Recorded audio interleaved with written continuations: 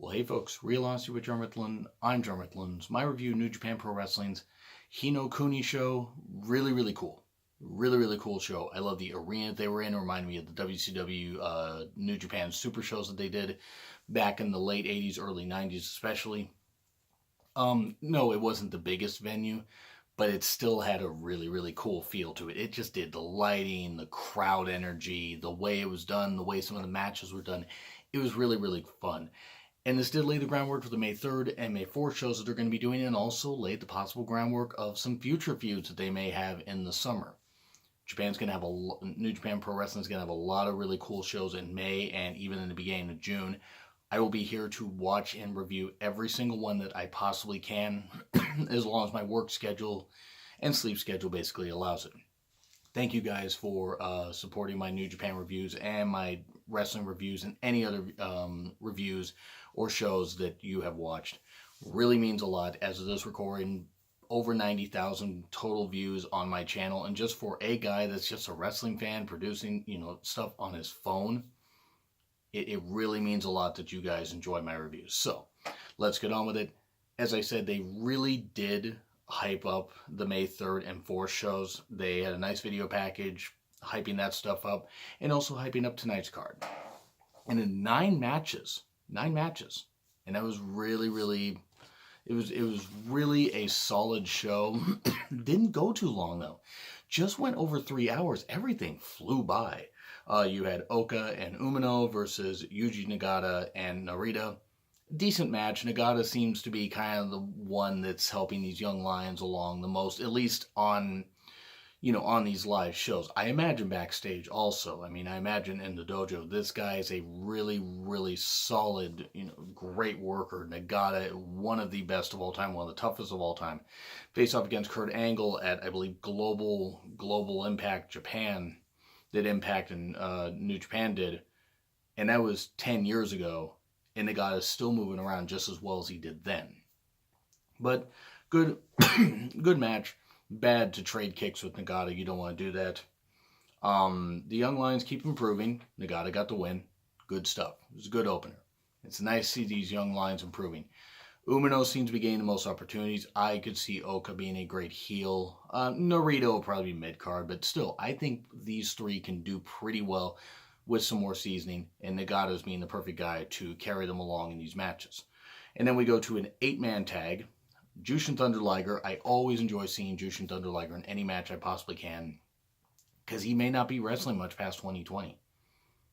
And he doesn't need to. He's getting close to his mid-50s. The guy's been wrestling since 1984. I was 3 years old. I'm 37 now. This guy has been wrestling for that long. He doesn't need to wrestle anymore if he doesn't want to, but he loves it, and he still moves pretty well, but these matches make it so he can wrestle, but maybe not carry the load as much in a singles match. Hence why his match with Ospreay at Strong Style Evolved was a little short. Now, to be fair, if it had been Ray versus Liger, it probably wouldn't have been much longer. And by the way, check out my review of that. Strong Style Evolved is a really good show. Was a really good show despite the bad, goofy production values that Access TV has, where there's too much lighting and everything. But anyway, it was Liger, Tiger Mask, Taguchi, and David Finlay versus Roppongi 3K, Rocky Romero, and Jay White. Jay White just teaming with Roppongi 3K and Rocky Romero was just so bizarre, given how comical they are and given how straight-laced Jay White is. But this is obviously continuing the Jay White-David Finlay feud. That feud should not be over. That feud should go into the summer. If Finlay captures the title from him later, like in June or July, I'm all for it. Maybe it's a G1 special. It's a G1 special at the Cow Palace? Possibly. I'd be for that. Taguchi, of course, with cheeky moves, hit people with his ass like he always does. Finlay wins with a quick stunner. I believe it's called Prima Nocha, I believe it's called that. Sorry if I mispronounced. Trying to remember all these move names, and unfortunately, due to Japanese commentary, I'm only catching little tidbits of it. I'm getting a little bit better with Japanese, but it's probably, watching these shows live, it's probably going to be like 2020 before I understand at least 25% of what they're saying, because I understand maybe 1 to 3% now. Good enough match. Liger's team won. Everybody got a chance to shine. And shockingly, Taguchi did not take the pin. I was actually a bit shocked there. But good enough match. And Jay White kind of was just an afterthought in this, which is unfortunate. But he hits a really, really good snapback suplex. Then we go to Hinare and Makabe versus Yano and Ishii. Yano pimping his merch. Tomohiro Ishii, rather, the human tank, as I call him. Hinare is double tough, so is Makabe. Good match. Chops for days between Ishii and Hinare. That'll be a fun feud that could carry into the G1 special. I'd be for that. Ishii pins Hinare. Hinare's improving, though. I think he could be a big star. He could have a good-sized match, maybe mid-card by the time Wrestle Kingdom comes along. If they want to put him in a tag team, have him go for tag titles, that's fine. I'm not saying you need to go for singles gold, but if they want Hinare to be a big star, maybe giving him at least a middle match at Wrestle Kingdom 13 would not be a bad idea. So good enough match for what it was. Ishii and Yano win. Of course, Yano being Yano, doing the comic stuff like he always does. And then we had Owens, Yujiro Takahashi, and the Golden Lovers. Omega literally golden. I mean, he didn't totally bleach his hair, but he's pretty damn blonde. Omega and Ibushi. And they faced off against Taka, Taichi, Izuka, and Zack Sabre Jr. Just tap out, as Taka Michinoku said. There was a really, really cool cross slash and double dive move that the Golden Lovers team did. That was really fun. It was outside immediately. Of course it was. Taichi attacked people with his mic stand to start off the match.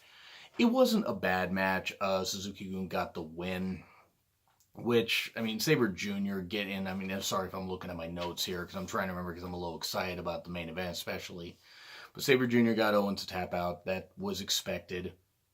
Owens seems almost like the fall guy here, where I think they're going to have it where Owens is going to switch heel, he's going to snap, and he's going to switch heel, or something. It just seems like unless Owens is just going to get jobbed out and leave, which shouldn't happen, I think Owens serves a purpose in New Japan. I don't know if he'll ever be above mid-card, but he may snap and go heel, and then what, maybe he aligns with Cody? Possibly. Why not? He could get upset that the teaming with Omega hasn't led to any success for him, that he's always the fall guy and stuff. Could be playing the seeds for it. But decent but short match. And then Kushida, Michael Elgin. Yeah, that's what I gotta say about Michael Elgin. Juice Robinson and Tanahashi versus Will Ospreay, Yoshihashi, Goto, and Okada. Still going with the Juice and Okada, or not Juice and Okada. Though Juice and Okada would be fun. Juice and Goto, and also on the 27th show they had Taichi and Elgin. Seems like they're all going to be in the never open weight title picture. I'm for that if it leads to Juice winning. It could lead to Taichi winning, but I would have Juice win if you want to do a 4-way. Nurse this along until June. I would be all for it. It built a lot of feuds, of course. Tanahashi and Okada starting out, and oh my god, oh man, I cannot wait for this. They've faced off plenty of times before and had some really good matches. This is going to be, I think, the last great one that they're going to have. Tanahashi, as much as I love him, and I do, the guy's got fabulous hair, the guy looks like he's having a great time. He's on the downside of his career. He's got a few years left. He's on the downside of his career. Okada's about at his peak. Okada probably has a good number of prime years left, but he's about at his peak. It's going to be the last great match that they have. Now, does that mean that they can't face off in next year and even 2020 and still have really good matches? No, I'm sure they could. But I think this will be the last great match they're going to have, and that's going to take place on May 4th, and I will be watching that one unless I suddenly just have no voice or whatever. I'm watching that show. I'm watching the May 3rd, reviewing it, and I'm watching the May 4th show and reviewing it. That's going to be fun.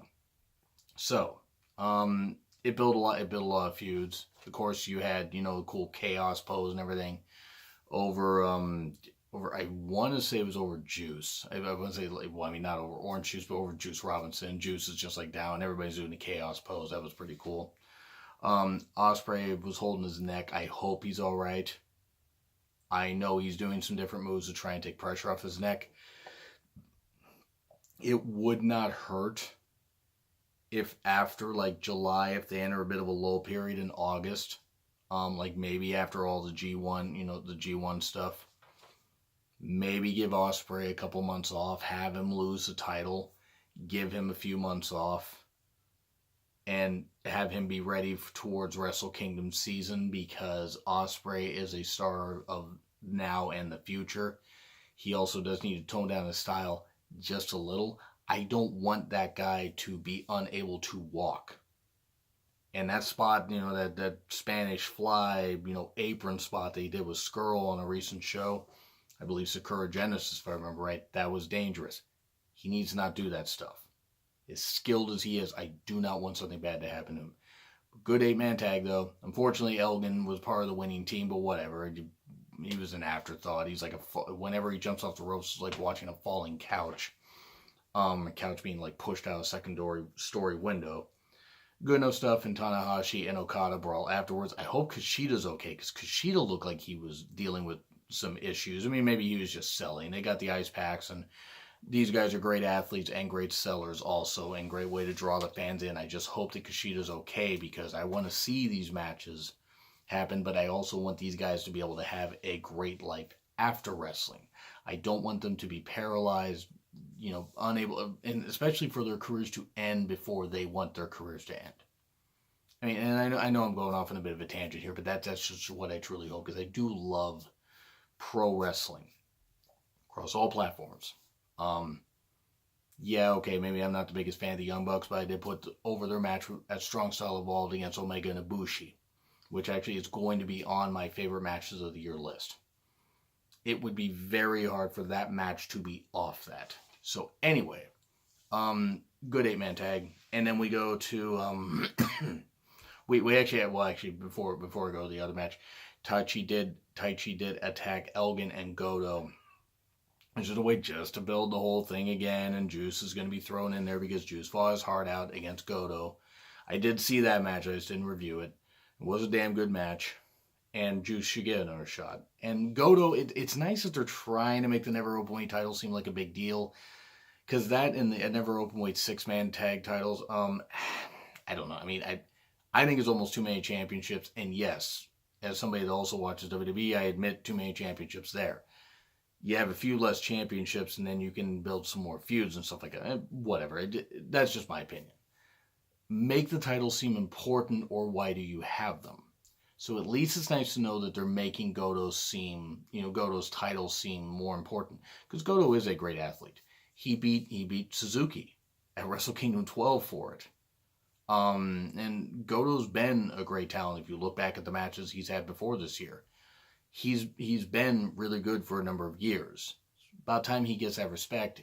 Put the title, maybe not in the spotlight.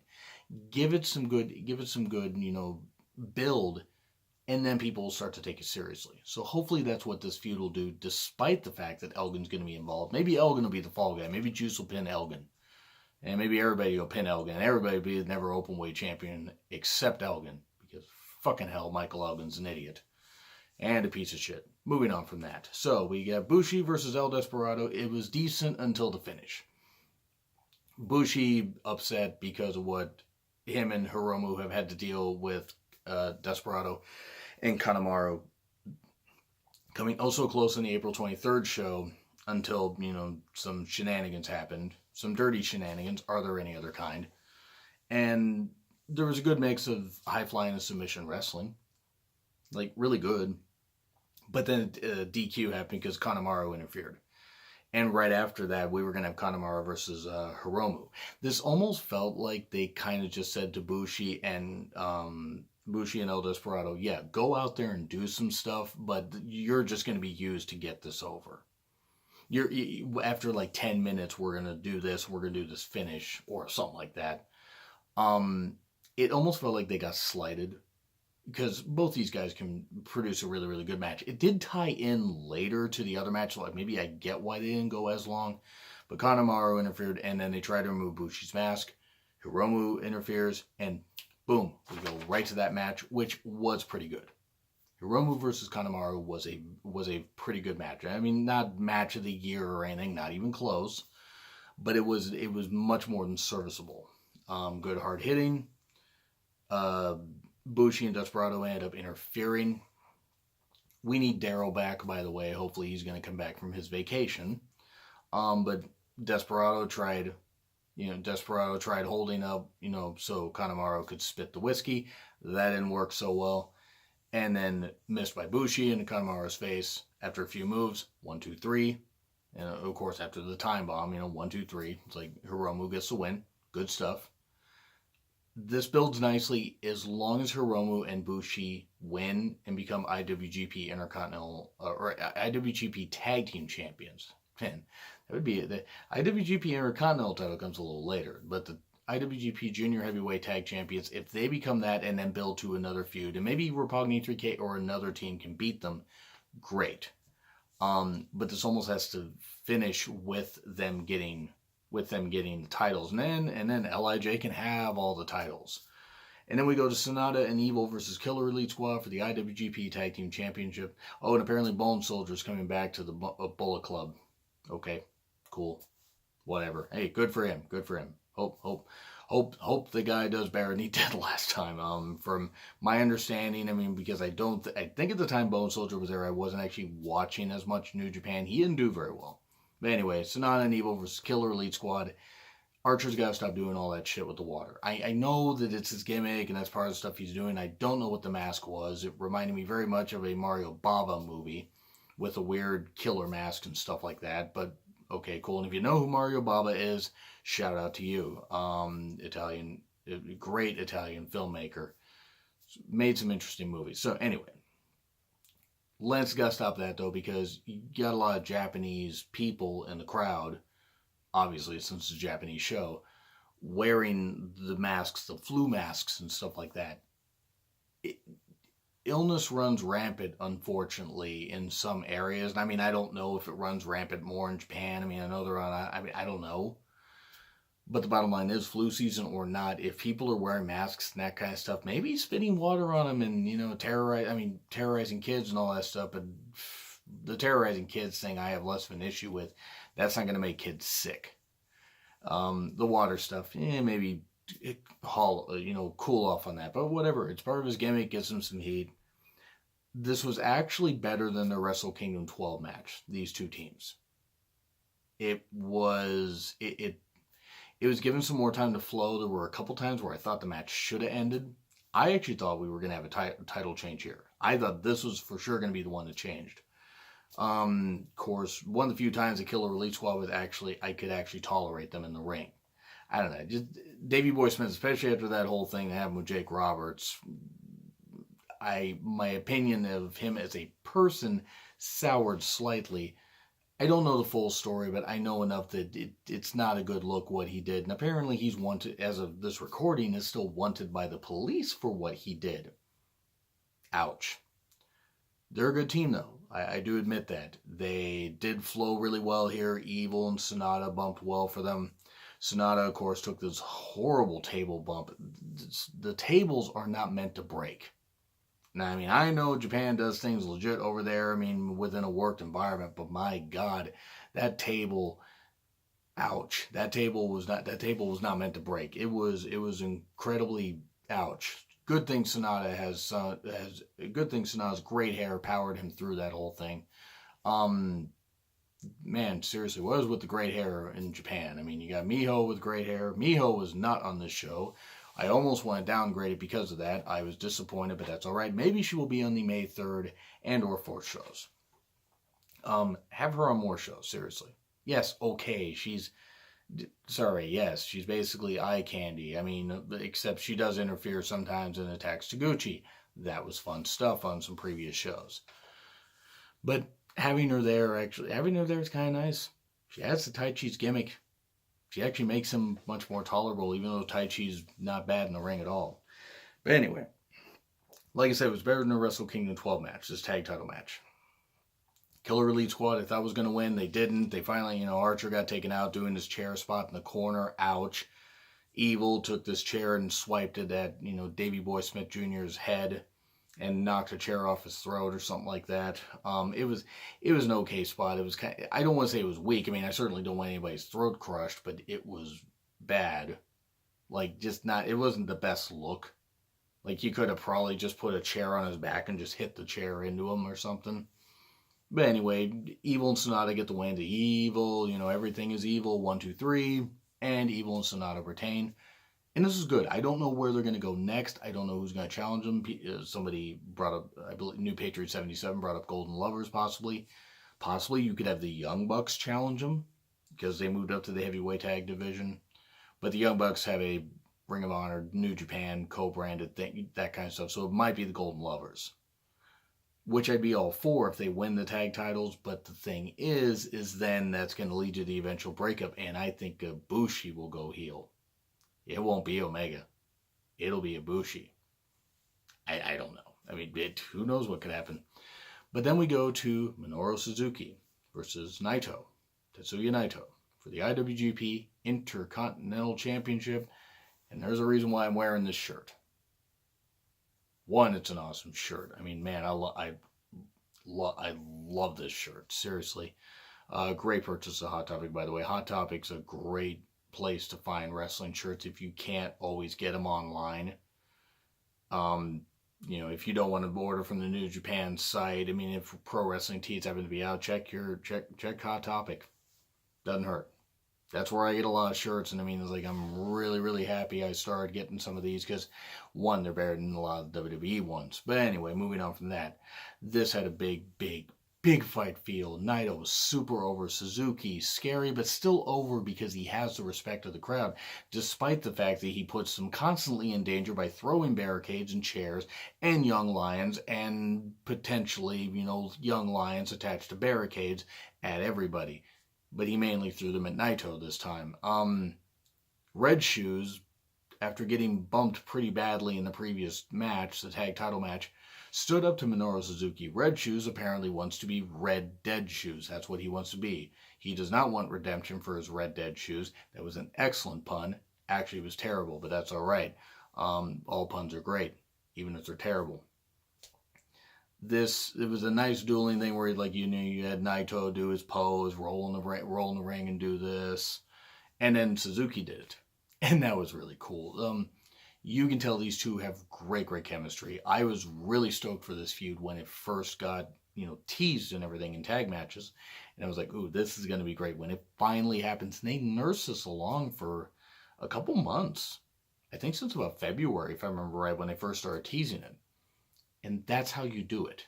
That's how you do it, because then everything builds to a really good crescendo. Building long-term storylines. I mean, I know it seems like, saying 2.5 months is long-term, but in a lot of wrestling where everything's hot-shotted now, building this is how you do things. Not hot-shotting the title back and forth. In any company. I mean, I don't care what company you are. I don't care what year it is. Hot-shotting was ridiculous. But of course, you had the guardrail stuff and all the stuff that I mentioned before with the young lions, and then, Suzuki picking a young lion by his legs and sway. He didn't actually do that. I wouldn't have put it past him, but he didn't do that. Naito getting beat up, and Naito and Suzuki trading some chops and some punches for a bit, and then Suzuki starts working on the knee, and my God, he's like a freaking anaconda locking on the prey, just locking, just squeezing that knee, wrenching it.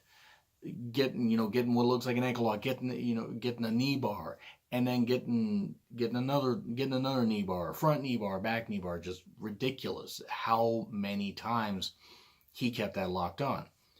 And then Naito would fight back, some chops and this kind of stuff, but then Naito would go right back to the knee. Naito finally managed to escape. I can't do this match justice, by the way, so forgive me if I'm not the best at describing it, but this is a match. If you see no other match on the show, if you see no other match, watch the IWGP Intercontinental title match. That's how you make a secondary title, so to speak, seem world class. I mean, one, Suzuki and the many men that have held it before have been world class. Tanahashi, Naito has held it before. various others have held it, and they've made that title seem important. So the whole thing is if you can make that belt seem important, you put it on the right people and you build it right, going back to what I said about the never openweight title, then okay, this title's here, this is going to mean something, I have to watch this, and you draw more eyeballs, and that's what New Japan's doing. They got me to start, chipping out money, which isn't that much money for their streaming service, and I can watch stuff at any time if I want. And this show alone was worth twice what I paid for the month. Seriously. I would have paid $20 for this show and not been disappointed. And these guys work incredibly hard, so they deserve not to have the shows ripped off. They deserve to have. That's why I'm willing to pay my money down on this stuff, on WWE, especially on New Japan, and why I'm glad I pay the money that I do, because I'm a big wrestling fan, and these guys deserve our support. The women also, there's the Stardom promotion, they deserve support. Oh, so many of these promotions do. Anyway, I'll do a video about that another time. Whole point is about this match. Knee bars, just wrenching on that knee, wrenching on that knee, wrenching on the knee, and working a body part. Very old school, very well done. And at one point, what led to the knee bar was, Naito tried hitting Destino, that didn't work. Reversed it and Suzuki turned it into a knee bar. Okay. It looks like Naito's done. And I mean, it looks like Naito's done, where I'm like, okay, the ref could stop it. You're wondering why the ref's not stopping it. Ref should stop it. He stopped it with Tanahashi. Tanahashi was done. Tanahashi wouldn't give up, but he was done. And then Naito suddenly, and I'm like, okay, I mean, I'm getting goosebumps just thinking about it. I mean, it's like, I can't, I mean, you would have to probably zoom in the camera, but it's like, I'm getting goosebumps just thinking about it. Where it's like, I'm watching, I mean, and I'm trying to make any noise. Everybody else is asleep, but he hits Destino, like, just literally out of nowhere. Like, he just hits it, and I go, okay, 1, 2, 3. I'm like, I mean, one, I'm happy. I mean, don't get me wrong. I just didn't think Naito was going to beat Suzuki. And if I'm right, I think Suzuki had it just under 3 months, or maybe just about 3 months, according to the day. Actually, I think it was 3 months. I think it was exactly 3 months. And nothing, taking nothing away from him. He's had some great matches since he beat Tanahashi for it. That's on my matches of the year list. This is going on my matches of the year list. Maybe I'm just being generous when it comes to Japan. Maybe I just am. But this is how you draw people in. This was great storytelling. Like, I literally thought Naito was done for. I'm like, okay, Suzuki's going to retain it. I thought Suzuki would keep it till July. Maybe they have Suzuki go after Okada now, since he's freed up from the Intercontinental Championship. You don't think Suzuki should go after Okada? Because I think Okada's beating Tanahashi. I mean, now mind you, Tanahashi wins, and Tanahashi is going to lose it to Suzuki. But I think Okada's going to beat Tanahashi, and then that's what's going to happen. But I was so shocked when Naito beat Suzuki. It was incredible. It was great. And yes, this is a long review. I apologize for the various things I've been saying, but this really was a solid show. Great storytelling, great way to build championships, great way to keep the fans interested. This was great stuff. So I do highly recommend that you guys check this out. I'm going to say B+ for the show. Maybe seems like a bit of a low grade, but some of the multi-man matches were just there. I mean, they had their moments, but they were just there. But B+, especially for that main event, and especially for the tag title match. And especially the last rematch, like Hiromu versus Kanemaru, like I said, was pretty damn good. Everything else I can't say was a wash. And the 8-man tag with Tanahashi and Okada facing off was good. But that main event especially, and the tag title match, this felt big. And I can't wait to see what happens later in the year, especially the May 3rd and 4th shows, but especially in June, July, and beyond. Anyway, folks, thank you so much for watching. Really appreciate it. Follow me on Twitter if you'd like. My Twitter link is in the description. Like, share, subscribe also. It's been Real Honesty with John Ritlin. I'm John Ritlin, and I will see you soon.